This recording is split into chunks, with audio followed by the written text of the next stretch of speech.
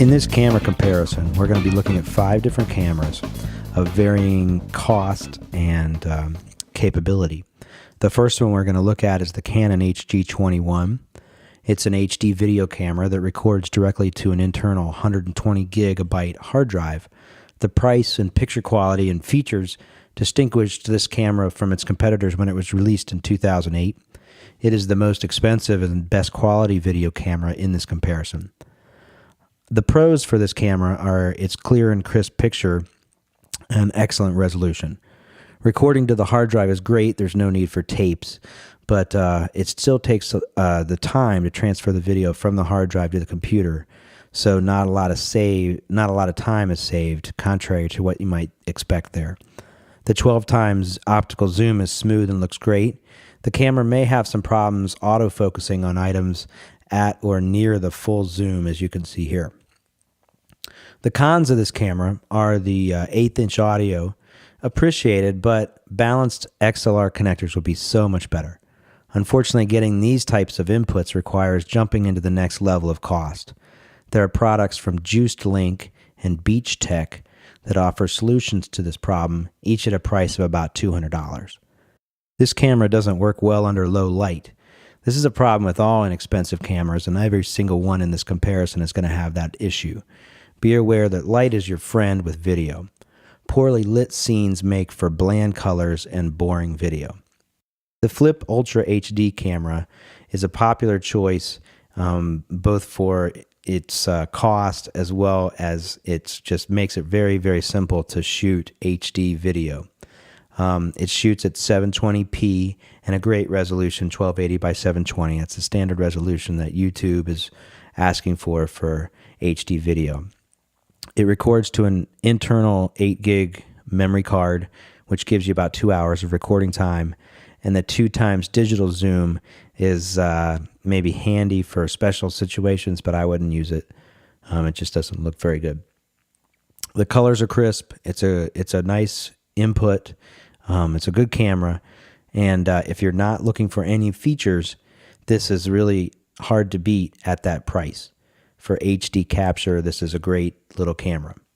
There's no audio inputs, which would be its biggest con, but the microphone that's built in will certainly give you decent audio. That's not a huge downside to this inexpensive and decent Flip Ultra HD camera.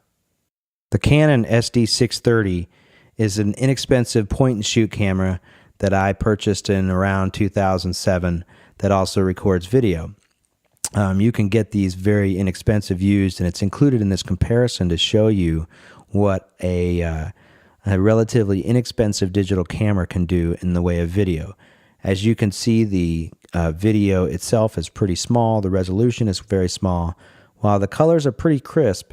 As you zoom in all the way to its optical 3 times zoom, you can see it kind of gets a little distorted in there. It doesn't shoot at a very big size, which is its biggest limit. The Motorola Droid was the first phone to run the Google Android operating system, sold by a major U.S. mobile phone carrier, Verizon Wireless. The street price represents a cold purchase without any phone contract.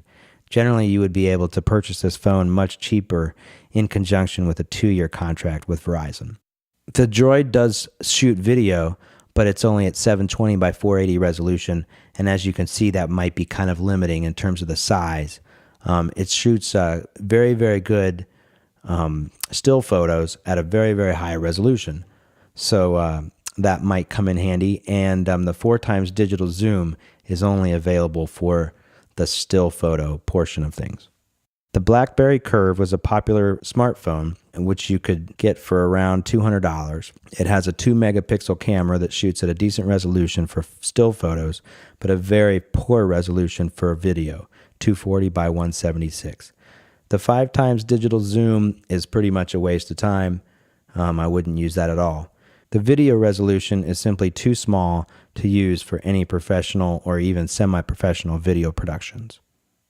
I printed out a camera comparison chart and shot some video with the Canon HG21 and the Flip Ultra HD camera side by side so you could compare. The Canon on the left and the Flip on the bottom right. you can see that the resolution of the Canon is a little bit better, but the Flip Ultra still holds its own and shows a pretty crisp image. Since we've pretty much chosen against the point and shoot camera and the Blackberry, let's look at what they're good at, still shots. You can see in the chip comparison, or the camera comparison photo here from the Canon DS630 point and shoot, that it's doing a great job representing the color gradients, and this is a 100% size, so the resolution is very, very good. People are still using still photos in video, utilizing the Ken Burns effect to provide a little motion very effectively. So utilizing a point and shoot camera might really come in handy. The Blackberry photo still looks pretty good, but I don't think that the resolution can compare to a normal point and shoot digital camera. So I would stay away from the Blackberry just 100% for this type of production. I use a tripod for these video shots. All the cameras were able to screw into the tripod mount, while none of the phones can. Tripods make you and your shots look like a pro, so try and use the tripod at all costs.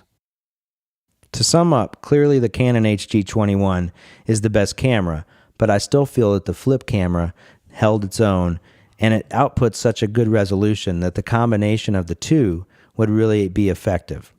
Don't give up on your old point and shoot digital cameras, even if they don't shoot that great of a video. The bottom line is that you can get into the video game pretty inexpensively and have good results.